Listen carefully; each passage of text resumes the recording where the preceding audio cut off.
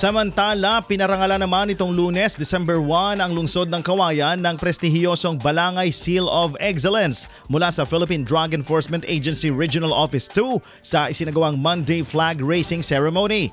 Personal na iginawad ni PDEA Regional Office 2 Regional Director Gil Cesario P. Castro ang Balangay Seal of Excellence kay Mayor Cesar J.C.D. Jr.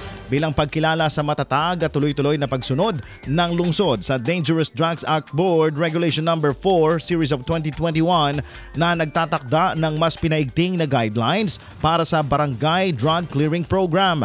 Ang parangal ay patunay na sa mahusay na pagpapatupad ng Kawayan City ng mga programang nagtataguyod ng drug-cleared at drug-free communities, gayon din sa mahigpit na pakikipag-ugnayan ng lokal na pamahalaan sa PDEA laban sa illegal na droga.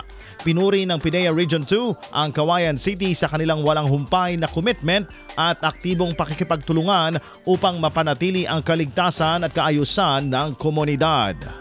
IFM News.